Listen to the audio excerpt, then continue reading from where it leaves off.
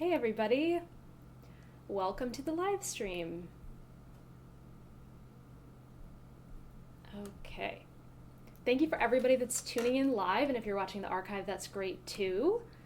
Happy to be back on live stream. It's been a while. I was doing a lot of live streams back in March and April, but now I've gotten back to putting up just more regular video content on the channel and doing the live streams about once a month now. But I'm happy to be back, so let me get here in the chat so I can see all you guys who are watching live. And don't be shy, feel free to say hi. We're going to be doing questions and just casual chatting again because it's been a while since I've done something live.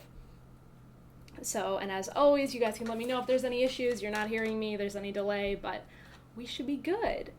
So, thanks for tuning in, and we are going to get into some questions that were submitted on my Instagram, but also, as always, I will take some live, and we'll just have a nice chat. That's what we like to do on these live streams, is just talk about whatever musical topics come up. So before we get into it, we're going to go over a couple things, and then we'll get into the questions. And you can throw your questions in the live chat at any time. I'm going to be trying to check back with it as much as I can, so I hopefully will not miss anything. Okay. Welcome everybody. So I've been having a lot of fun on the channel lately. Play the Bach cello suites right now. Yeah, no playing today, we're just doing questions, but what I was just about to say is I've been doing a lot more actual recorded videos again on my channel, some international collabs. Hi Randy, hi Matthew, hi everybody. So I've been really enjoying getting some new videos up on the channel. So I've got two different Corelli videos that recently went up, Corelli violin sonatas. So those are awesome, definitely check those out. I have collaborator videos like featuring other people, like I had a really cool medieval instrument. So I've been really just getting more videos up on the channel again, which has been nice. And then still trying to do these live streams once a month. So yeah, there's lots of great music to dive into on the channel, whereas before it was a lot of live streams. But if you do like the live streams and the more informal kind of talking stuff that we do, definitely check out the live streams playlist on my channel because that's got all the live streams. I just saw today there's like 40 of them or something ridiculous like that. So there's a lot of conversations to kind of dive into if you're more into that. But if you want to just enjoy music, now we're getting even more music content back on the channel. So yeah, I think the channel is thriving and doing well thanks to you guys. So thank you all. Hello, Kevin. Hi, everybody. Yeah, I know we all like these live streams. It gives us all some time to hang out and talk cello music stuff, and you guys always have great questions, so it's fun time for me too. So before we get into the questions, this video is actually sponsored by Primephonic, which I've talked about on the channel, but I'm going to talk about it a little bit before we get into the questions. And I'm super excited to tell you guys about it, especially if you don't know. So Primephonic is a music listening app specifically for classical music. So it's really cool. I'm going to show you a couple little things here on my phone, but it's not ideal to show my phone this way. But me and Primephonic, offering a promo to try it for 2 months for free. And the link to that's in the description. So if you're intrigued by some of the stuff that I tell you about Primephonic, don't hesitate. You can just go grab the code, the link in my bio, try it for 2 full months and see how you like it. And I think you're going to be, if you're a classical music lover, you will be convinced. There are so many great things about the app. Anyone who listens to classical music regularly knows that listening on Spotify or even CDs that you import into iTunes or, however you listen to your music, it's always been awkward with classical music because it's not categorized, it's not, the way things are labeled is not just an artist name and a song title. We've got composers, we've got performers, we've got conductors, we've got opus numbers. So I always found it so frustrating, especially years ago, trying to listen to my classical music and get it all organized properly. It was like everything I imported had things in different spots. So having a dedicated app just for classical music listening is so nice. Everything is so organized.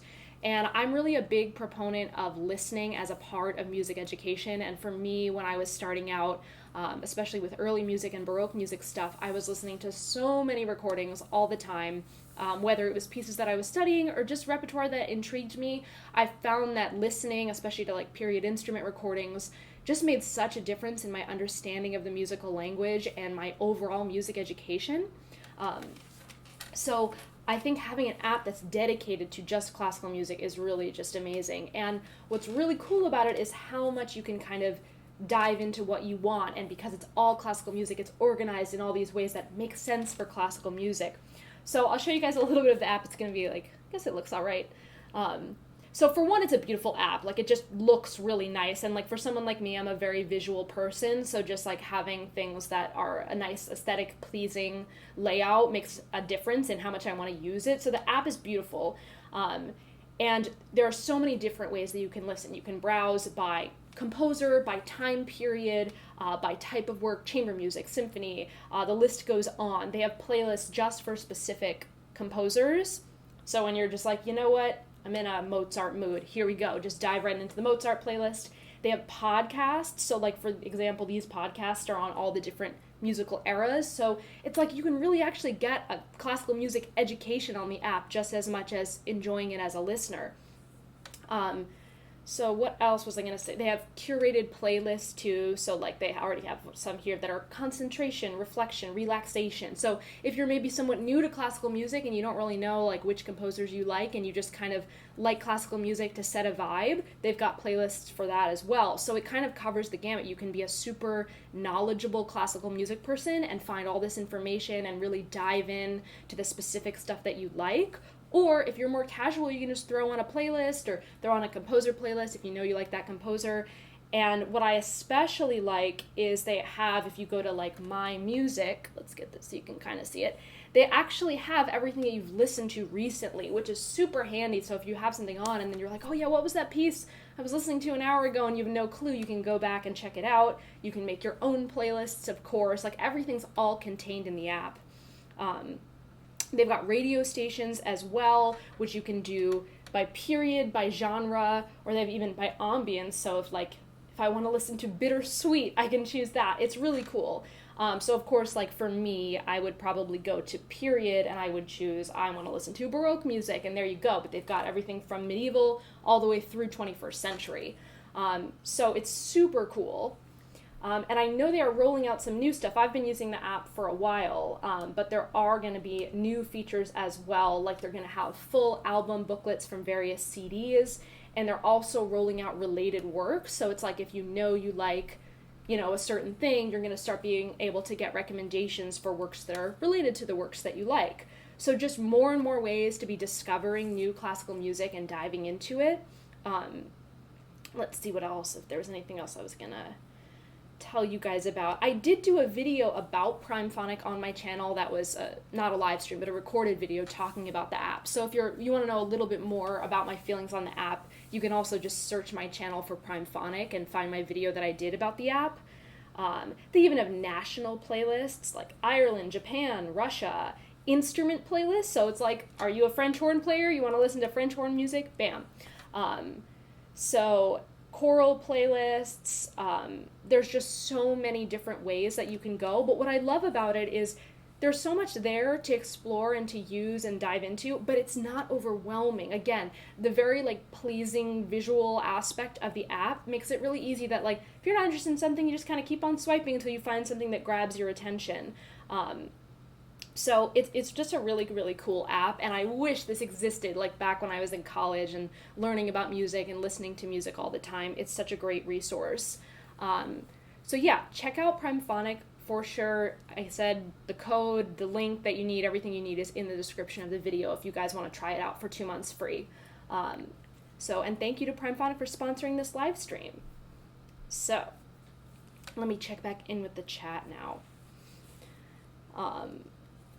Yeah, medieval music, it's definitely, I liked broadening my channel and adding the medieval aspect because, I say I do early music, which is true, but of course the cello really didn't come to be until the Baroque period, so I don't even really play Renaissance and medieval music, though I was exposed to it a lot in my master's program, and I did play a little bit of gamba, though I was still playing Baroque music pretty much on gamba.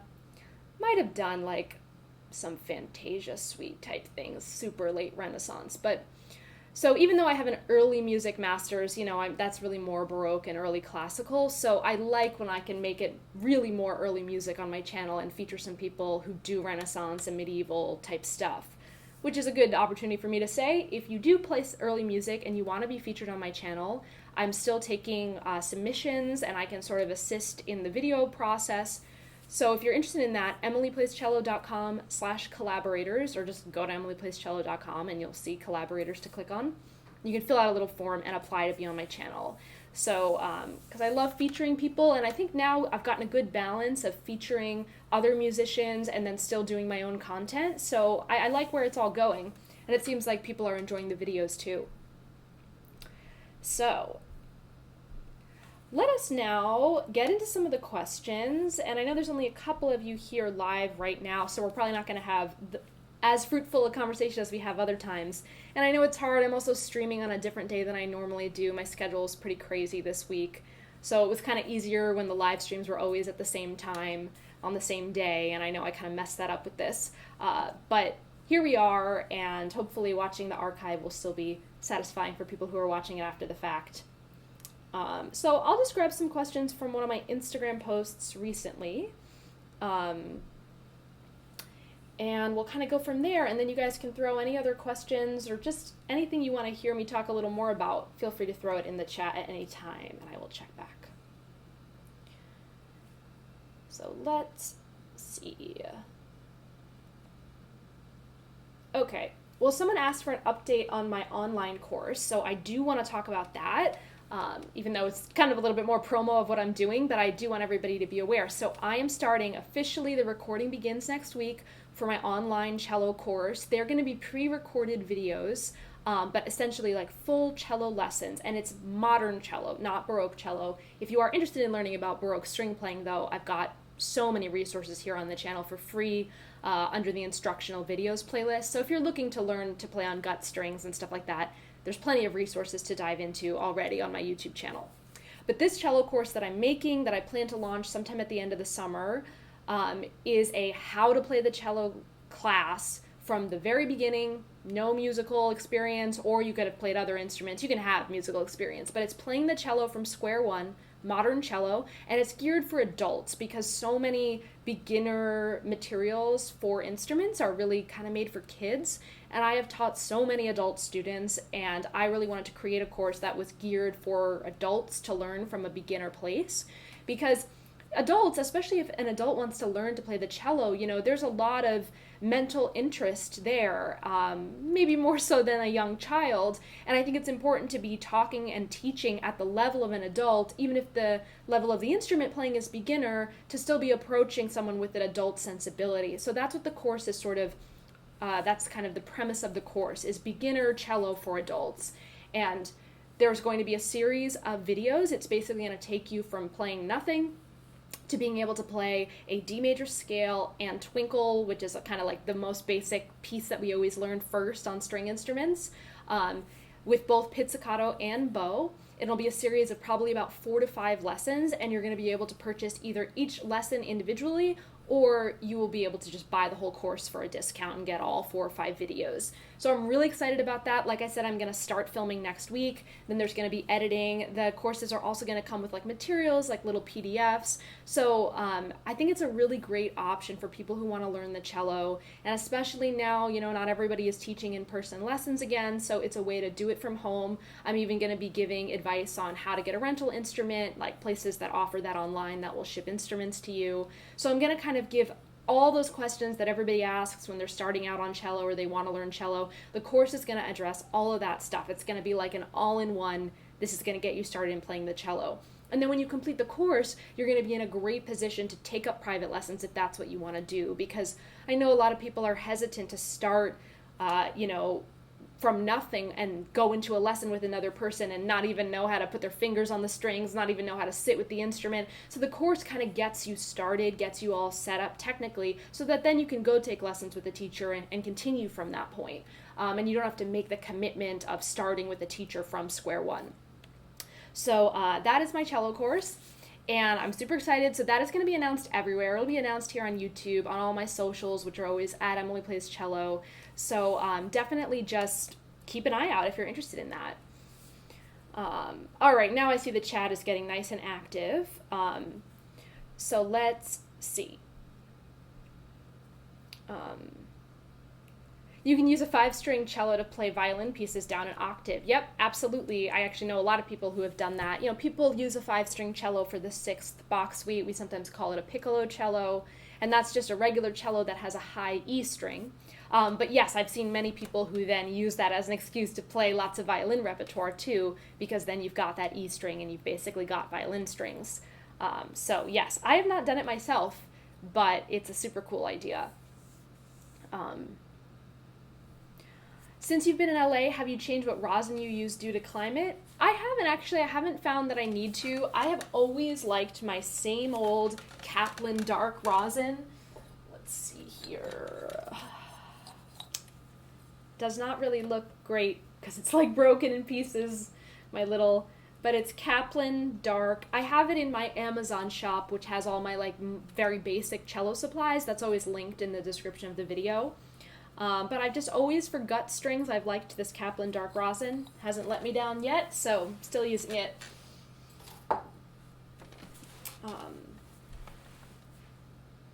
Okay. Do you have any role models, or is there someone you look up to? So I do get this question a lot, or even just a question of like, who are my favorite cellists? And I'm a little bit strange in that I don't really tend to have role models, just because I always kind of like to forge my own path, and role models to me feels like, oh, I want to be like you, and I rarely see people that I want to be just like them. It's more that I kind of get a little bit of inspiration from lots of people and lots of things, but it doesn't necessarily mean that person is my role model or my inspiration, beyond just, whatever they're inspiring. So I guess my answer is no, that I don't, though I've had some really great teachers. Two of my teachers, they have served as great role models. I studied with Phoebe Carai for Baroque cello, and she was just, as a musician, taught me so much and really showed me how to be like a true artist musically, because she's just so herself and really has a unique way of playing the cello.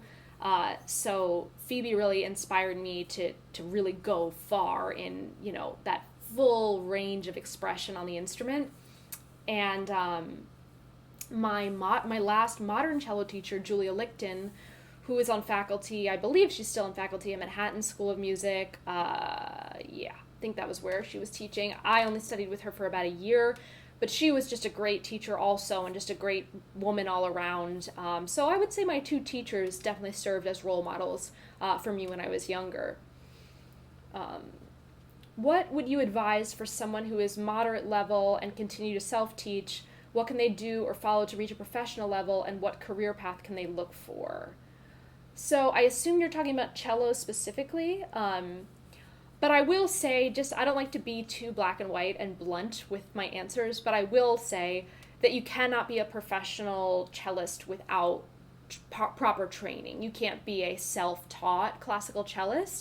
The idea around classical training and being a classical musician or playing a classical instrument is that there's a certain amount of, pedagogy and education that goes into it, that really cannot be done just on your own. You can do so much on your own, but to be on a professional level, you really do need some type of education, and many classical musicians not only get a full bachelor's in music followed by a master's, but many get even postgraduate degrees after their master's. That's just how much education people typically do for classical music. So I would say, if the goal is to really be professional and classical, that formal training is, unfortunately, it is required. But that doesn't mean you can't be a good player and play on your own and play for yourself and reach other different types of goals. It's just that classical music, it's a little more strict with how they see the path from beginning to professional. So I hope that's, if you have follow-ups, that's kind of a broad question, you can give me some follow-up questions to that. What is the number one advice you would give to musicians starting freelance or personal branding process? So what I would say, number one advice for freelance and branding. It's hard to give a number one piece of advice because everybody's goals are different and how they want their freelance career to look is different. I mean, freelance means you're doing so many different things, and so the balance can vary so much, whether you're doing orchestra jobs, or you're doing wedding gigs, or you're playing chamber music. There's just so many different ways it can go. So I guess if I were to give a broad piece of advice, that was just overall for someone starting with freelance, it would be really have in mind what your goals are and what you want your career to look like so you can be working towards those goals. You may not be able to get all the gigs that you want, from the beginning. It may be you have to work your way up to those gigs, you have to network some more, you have to do other things, or maybe you dream of having your own chamber group, but you need to find those musicians, you need to make up a plan for how you're going to have your first concert, maybe front some money to rent a venue, or do some fundraising. So there's always steps involved to getting to those goals, but I think starting off with okay, well, what would I want my career to look like? What do I want the balance of teaching versus performing to be? And get as specific as you can. It doesn't mean you're going to reach those goals specifically, but it does help you kind of zero in and realize where your focus should be. You might realize, I'm spending so much time taking auditions to play in orchestras, but what I ultimately want to do is have a string quartet. So maybe I should, cut back on some of my orchestra stuff and start, networking with people who might want to be in my string quartet. I think just knowing your own goals for yourself is a really important step. And then the personal branding in terms of putting yourself out there on social media is just going to follow naturally once you have that figured out. So it's kind of like you have to figure out yourself, your goals, what you're trying to make happen for your career. That's kind of step one. And then all the other particulars, it's more just problem solving, how to get yourself there. But if you don't have a clear vision of what you want for your career and how you want your freelance life to look, you're going to be just kind of riding the wave of whatever comes at you. And to some extent, as freelancers, we do have to do that. We got to get our bills paid. We're not going to be able to do everything exactly how we want. But I think it's important to know exactly how we would want it to be so we can be a little bit at a time kind of working towards that. Okay, and hi, Chris. My student Chris is watching. Do I know Christoph Coyne? I do not. But you're happy to fill me in on him and what he does. So let's see what else we got here on these questions from Instagram. So I'd like to hear your take on what professional musicians should focus on to overcome this lockdown COVID situation between online lessons, live streams, remote recordings. What do you see as more valuable to pursue?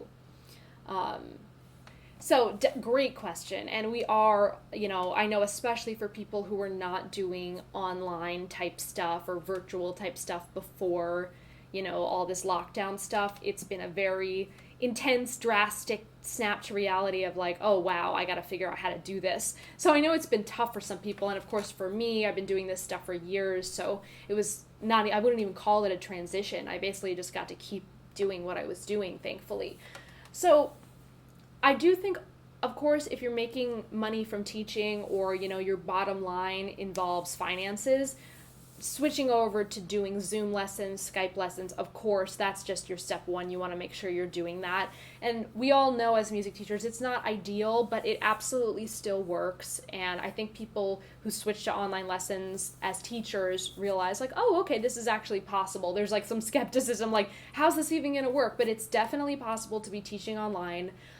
It doesn't feel the same. I personally would not schedule a schedule as full of online lessons as I would in-person lessons, because online lessons, it's more screen time, and actually as classical musicians especially, we're not really used to a lot of screen time. We're used to music stand time more than screen time. So I know from some of my colleagues who have a lot of students who have to do a lot of online teaching, it can be very draining. So I do think switching to online lessons is important. But I think it's also, you'll have to weigh out exactly how much it takes out of you to be doing them that way. Beyond that, I think everybody should be building up some sort of online presence with their music. And the unfortunate thing is that things have changed a lot since when I first built my audience on Instagram and YouTube years ago. A lot has changed. The market's a lot more oversaturated. The algorithms aren't as friendly. Things are a lot more difficult to grow now, but that doesn't mean it's impossible. So I think Instagram is a great place to post short, informal videos that you can just record on your phone.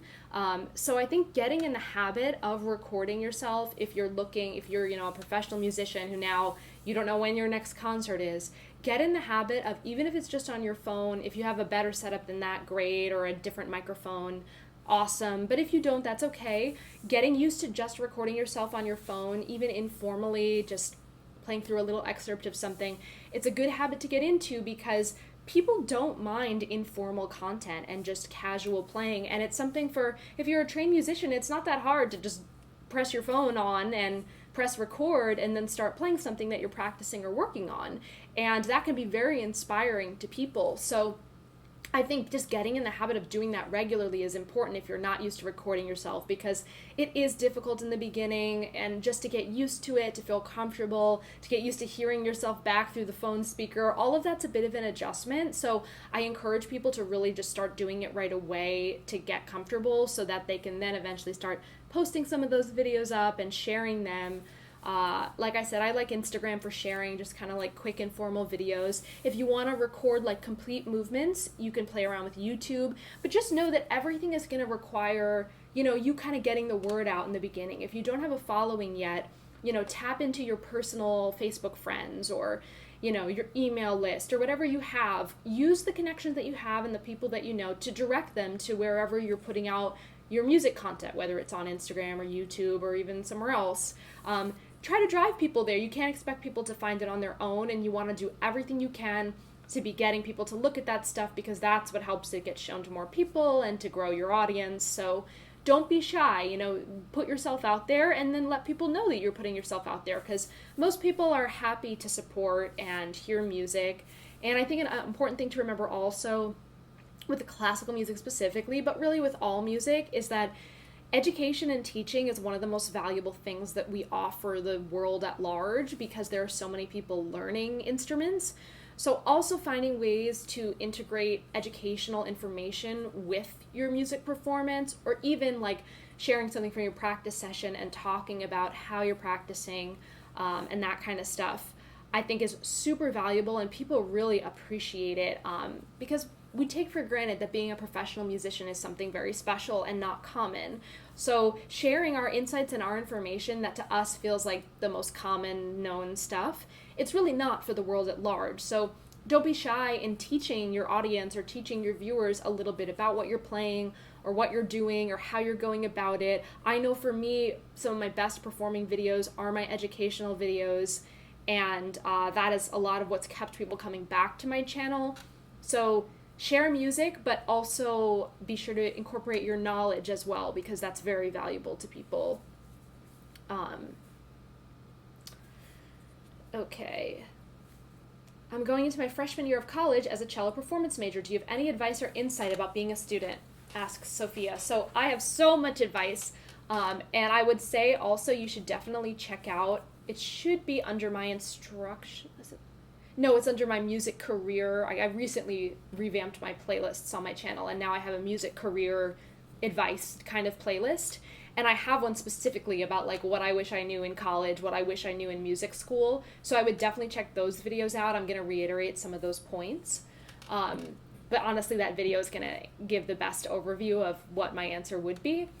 But I would say, going into music school, it's always tough. You're going to be busy. You're going to be juggling a lot of different things, because there's always music theory, music history, ear training, ensembles, lessons. There's just always so much. And, we're coming out of high school where we had to like still be doing other subjects, and now suddenly almost everything is a music class, which is really great, but we're usually not used to it going in. So just be prepared that you're going to be spread across a lot of different musical avenues.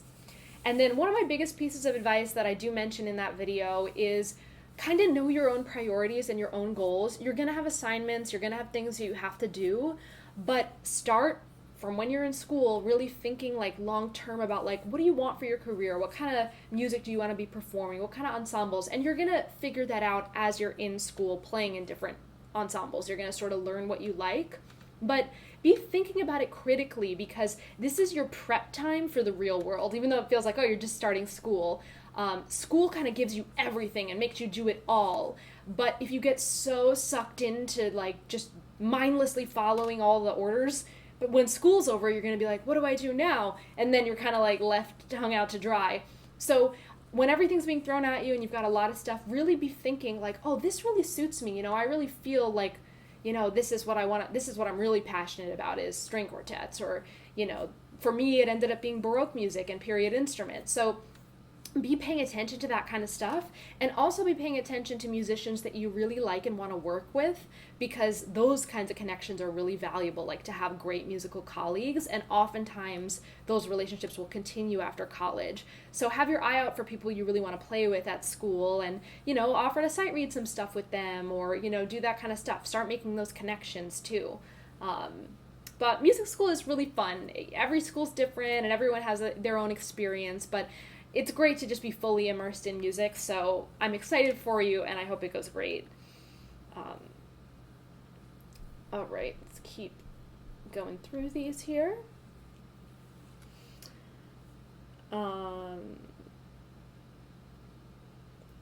Okay, music career advice, time management. Okay, so this question kind of has a lot of different questions in it, so I'm just boiling it down here. First, time management of life-work balance. I'm a bad person to ask because I have a really bad work-life balance.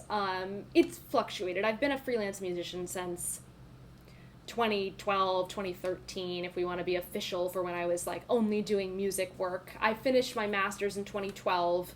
And then I had a couple months of doing like various kinds of freelance work to pay my bills, because I was living in a very expensive 2-bedroom apartment in Boston when I finished my master's degree. So I had to do a lot of stuff to earn enough money for that rent. But by 2013, I was full-time music, only music work. And so my work-life balance has fluctuated a lot over the last 7 years. 7 years.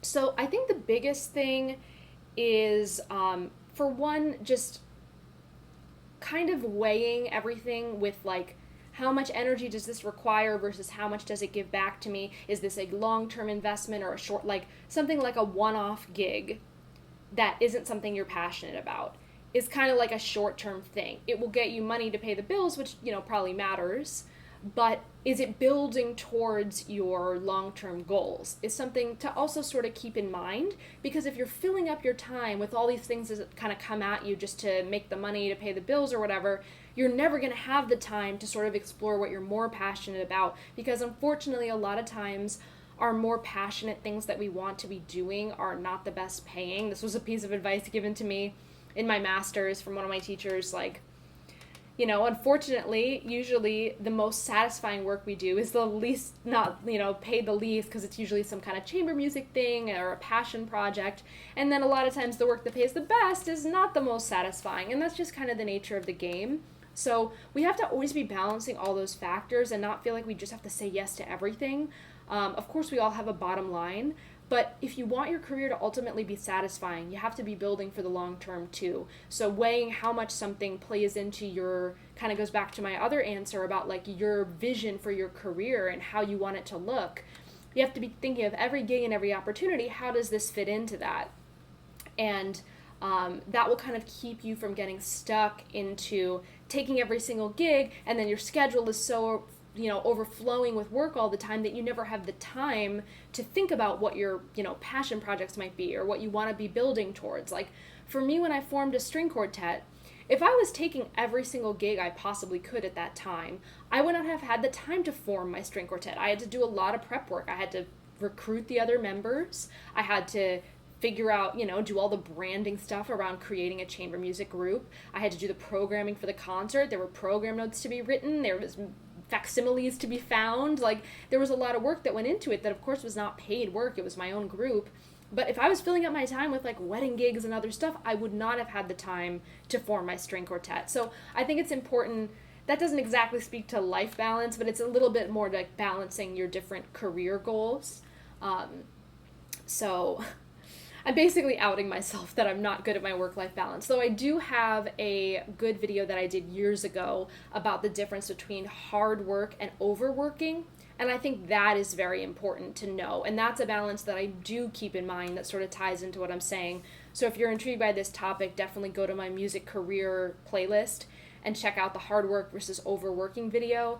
because it basically talks about, just because you're doing a lot of work, that doesn't necessarily mean that's a good thing. Like, working hard is great, especially if it's going towards your long-term goals. But just taking on everything and is just going to burn you out and make you cynical and angry about your career and leave you unsatisfied. So it's really important to know, how valuable is this work that I'm doing? What is it building for me long term?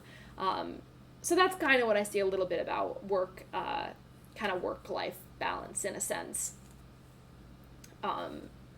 Okay, let's check in. There's more on this Instagram comment, but I'll look back at what you guys are saying. What do you think about, okay, I missed a little bit. What do you think about starting to learn directly on a period instrument like Baroque flute, Baroque cello, instead of starting on a modern instrument and transitioning? So I actually don't think there's anything wrong with this. I mean, of course, it depends on the person's situation and what they want long term. I do think, like, if you're an adult amateur, for example, and you want to learn an instrument, there's no reason to learn modern first. And I had a friend who, I forget if it was Baroque violin, or she had done something and started very early with period instruments. And I remember what she said was, it's not, the idea that you have to do modern first is ridiculous. When they were learning violin during the Baroque period, this is how they learned it first. They learned it Baroque first because that's all there was. So there's absolutely no reason that you should have to learn modern first. It just depends, like, if you're maybe a student or younger and you're looking for a long-term career, it might make sense to start with the modern instrument just so that you have that ground covered and you can continue to be versatile as you grow up. Just kind of the concept of not boxing yourself in too much too early, which I think there's something to be said for that. I did switch to full-time Baroque cello before I finished my undergraduate degree, which is rare. At least it was, especially back then, to be doing full-time Baroque for a bachelor's. So I was a little bit early, but I was kind of a unique situation, and I knew that was what I wanted to do. And I had been studying modern cello for, some years by that point. But I think there's nothing wrong with starting on a Baroque instrument, especially if you have a great teacher to help you. Because in the Baroque period, that's how they started learning the instruments. So, yeah. Okay, so someone asked, what do you think about self-learning to play the cello? It's not really self-learning because you still learn from someone else's books or videos. What are the limitations of this? So I'm glad you asked. You must have tuned in late because at the beginning I was talking about my cello course that I'm launching, which perfectly suits your question. So I'm going to talk about it a little bit again. So bear with me for everybody who heard me talk about it already. So I think you absolutely can self-learn the early stages of playing the cello. When you start to get into more repertoire and more advanced things and stuff like that, I do think a teacher pretty much is needed unless you have a lot of experience with other instruments and you're just very capable. But for the average person, I would say you are going to want a private teacher if you want to really excel and become more advanced or even become intermediate. You likely will need a teacher. But the beginning stages of cello, you can set up yourself, but what I have found in my research is there's not a lot of good resources. There's some videos on YouTube, but it's like they're one-off videos of like how to hold a cello, and it's just like some guy telling you that and like how to do something basic, and then it's just this one freestanding video and it just teaches you one thing and that's it. So that's actually what inspired me to create my course that I'm launching at the end of the summer, which is going to be a beginner cello course from starting from nothing, getting you to a basic D major scale twinkle with bow and pizzicato. So I'm really excited because I'm going to be gearing it for the self-learner. They're going to be pre-recorded videos that you use yourself, but they're going to be super thorough and they're going to cover everything because, like I said, the few things that I found on YouTube that are beginner cello videos are just like, they're not really, I don't want to say they're not good videos because they absolutely are, but it's not really like an inclusive like way that you can really begin to learn the cello. It's more like one random video to give you some tips, whereas what I'm creating is going to be really like a series of videos that really gets you going. So I'm very excited about this course, and so if any of you guys are intrigued, make sure you're subscribed to my channel. You follow me on either Facebook or Instagram at Emily Plays Cello, because that's where I'm going to be announcing all of it when it's available. And I am going to be encouraging people after they complete the course to seek out a teacher, either, over Skype or in person, because I do think that's good for, really then beginning to play, is having someone who looks at your technique, because string playing is so technical. So there's just so many little things that you could be doing with your hands and stuff that, even though you're following the instructions, are still a little off, and you want a teacher there to catch those mistakes and help guide you in how to fix them. I have a question on Bach Suite number 2. Is it okay if I resolve the last cadence with a Picardy third? I'm glad you asked, because I think about that actually quite often. I think about that, and I'm working with a student on the prelude to the second suite, and we were just doing the ending in our last lesson that we had this week, and I was already thinking, oh, you can do a Picardy third on that last chord. I mean, I just always think about it for myself. I think it is allowed and appropriate.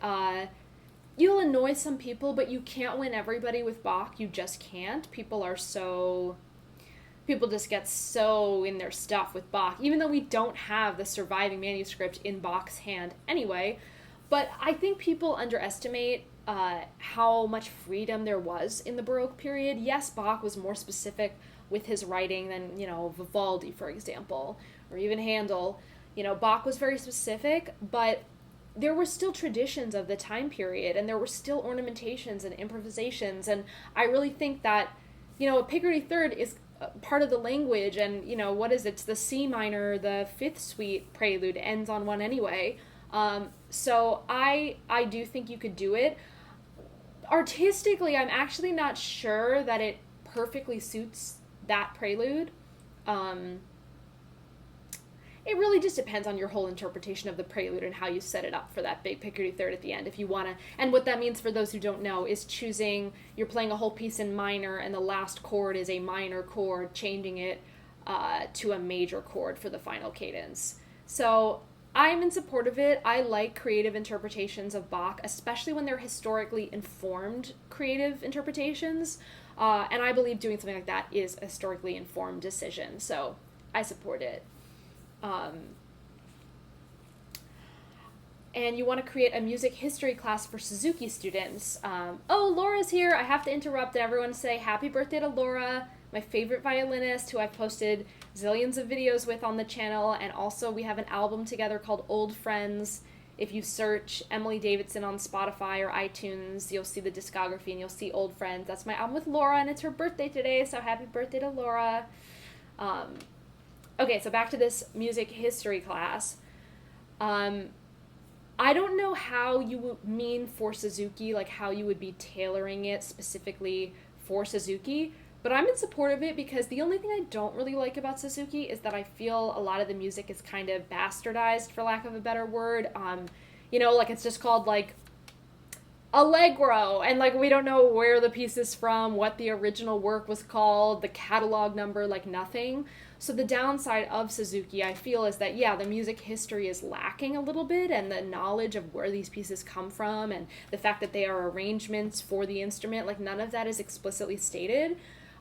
So I think integrating music history into Suzuki training is a great idea.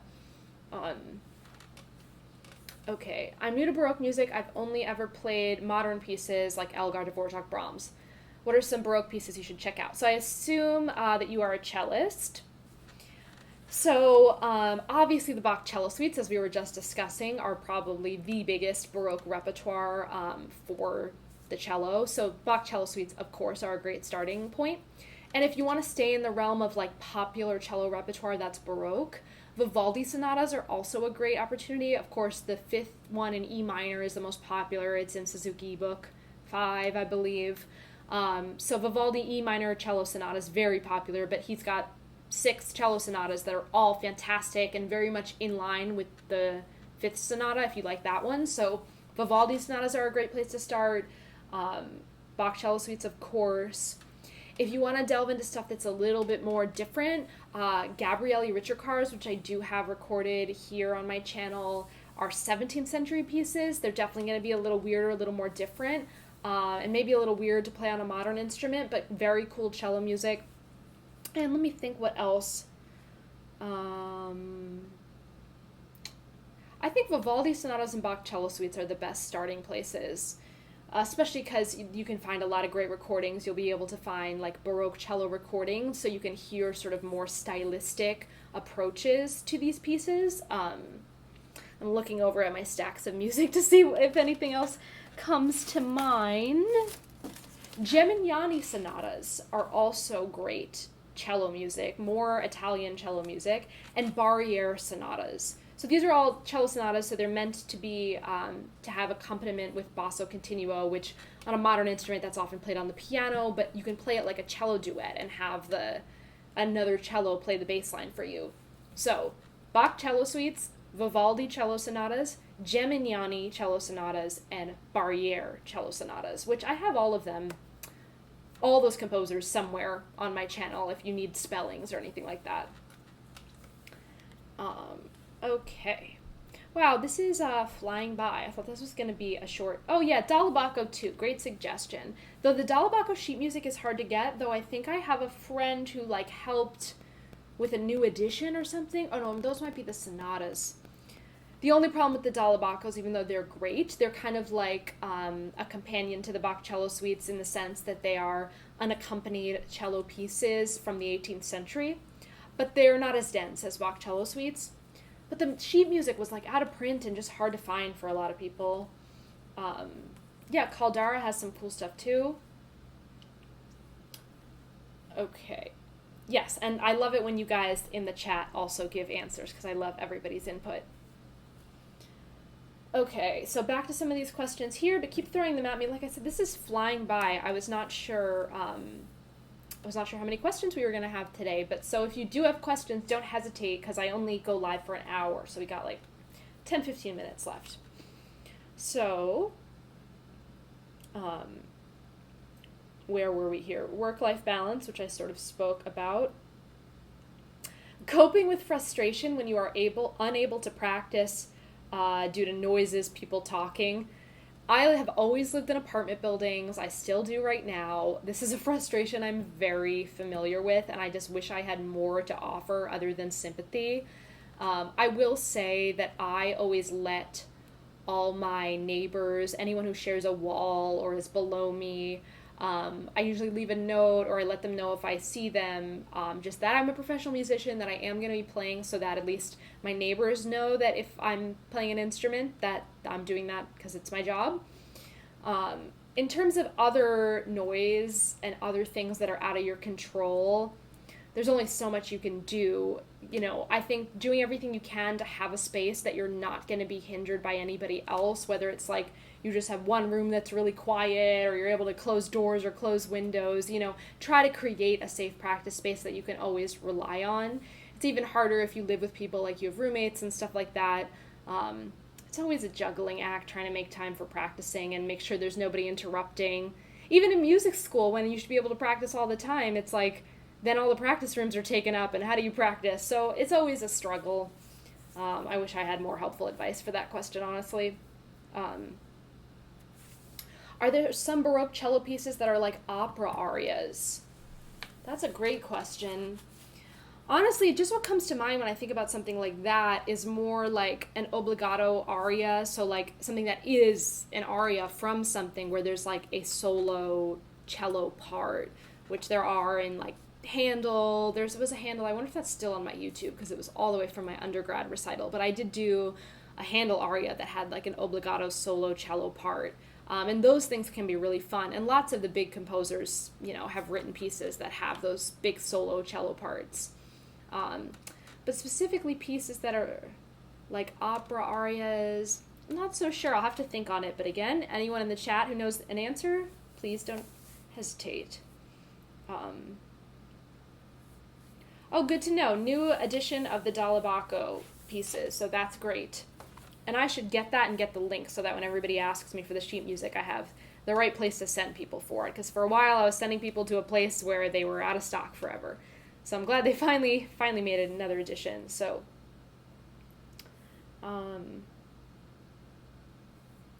last question here that I'm taking from this Instagram comment is about the most effective way to learn and memorize. Oops, I hit my laptop. And I would say, I get this question a lot, so I have answered it before, but I would say the most effective, I memorize naturally, but I also have never performed by memory, just because I've never been forced to. I know pianists, for example, often have to perform by memory, but I was never forced to, and I just never wanted to take the risk because I just wanted to, like, ensure my performances would be as good as possible, so I didn't throw into the mix playing by memory.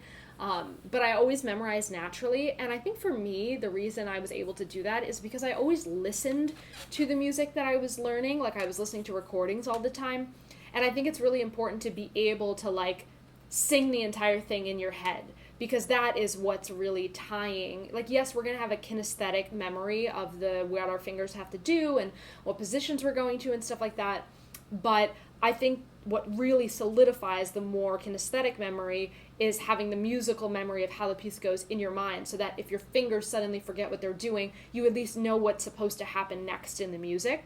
So kind of coming at it from all angles, not only playing a lot and practicing a lot and getting to know it, but also listening a lot, maybe listening and reading with the score, so that music just becomes like a part of your brain. I think that's what really helps it stay memorized. Okay. Okay, oh, Gamba Geek is here. Everybody say hi, and definitely check out her channel. She does really awesome stuff. I mean, I love the gamba, so I'm super biased. It's just an amazing instrument, but then she does really cool, creative stuff with it too on her channel, so definitely everybody go check out Gamba Geek. Okay. All right, guys, so I'm happy. We ended up with some good questions in here, so we're going to wrap up fairly soon. So get in your last questions for the wrap up. So earlier at the beginning of the stream, if you tuned in late, I was talking about the Primephonic app, which is a classical music streaming app. It's so cool. It's geared just for classical music. You know, you can go back when this stream is archived and watch the beginning part where I talk all about it. But basically, you can browse by composer, time period, instrument. There's different playlists, moods. It saves everything you listen to, so you can go back and find something you listened to, you know, if you forgot what it was called or you forgot what the movement was. It's a really nice app with just like a really comfortable layout. There's so many ways to learn and explore. They even have podcasts on musical periods. So it's an awesome app, and me and Primephonic are offering 2 months free right now, so you can just download it, have 2 months free to really dive into the app, see if you like it. And I think you're probably going to find you're going to want to keep it and you're going to want to actually pay for it. So check out the link that's in my bio to get the 2 months free. And then you guys can see what you think of Primephonic. And then my other announcements. So my biggest announcement is my cello course, my beginner for adults. I mean, adults, teenagers, anybody, but essentially geared towards adults. My beginning cello course is going to be launching at the end of the summer. They're going to be pre-recorded videos, but super digestible, like easy to play along with and follow the lesson. So I'm going to be launching that at the end of the summer, so just keep your eye out for that. If you guys have questions or even suggestions of things that you want to see in the course, you know, definitely let me know, because it's still in process. I start the filming next week, so I'm definitely down to hear from you guys if you're excited about the course and you want to make sure there's something in there.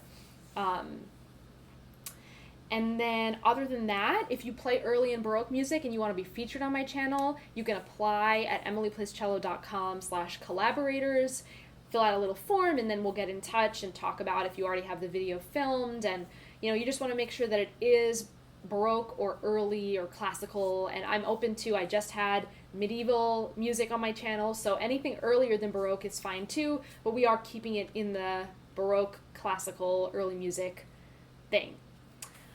And then other than that, I want to thank my patrons on Patreon who have been supporting this YouTube channel for so many years. Patreon is why I've been able to keep this YouTube channel going and crank out so many videos. It's really all thanks to the Patreon. The Patreon basically works like it's like giving me a little tip every time I post a video, which now I'm doing them weekly, so 4 videos a month.